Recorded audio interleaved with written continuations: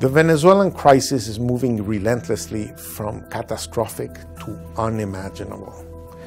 The level of misery, hunger, human suffering, and economic destruction has reached a point where the international community must rethink how it can help. Many observers had believed that as Venezuela's economy worsened, Nicolás Maduro's government would just lose power. Instead, the government has become stronger.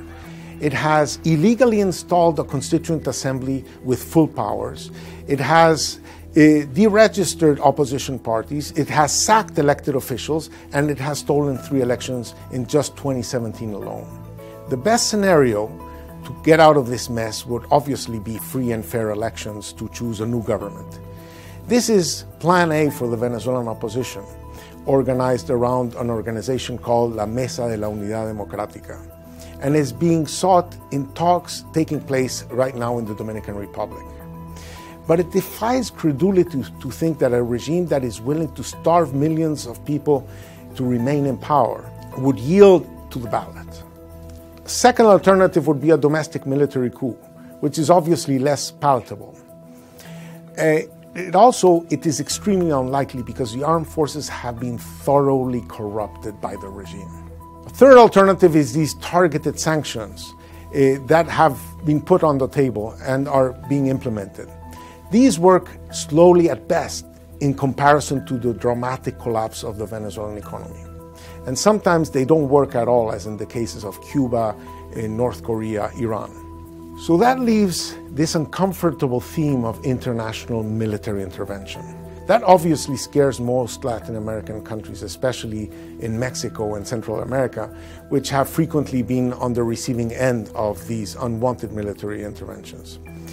But these may be the wrong historical analogies. After all, Simón Bolívar became the liberator of Venezuela thanks to invasions he organized with the support of the Nueva Granadans of those days, Jamaica, Haiti, and the UK. So as solutions go, it is time to consider things outside of the box. So here's one.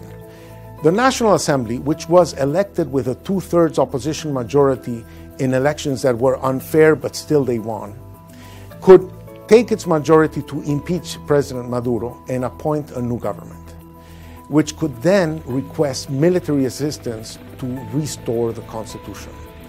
This coalition of countries, which could include Latin American countries, the US and Canada, European countries, would be a force that would help free Venezuela in the same way as Canadians, Australians, and Brits liberated Western Europe in 1944-45 with US help, and in the same way the international community has acted on Bosnia and Kosovo.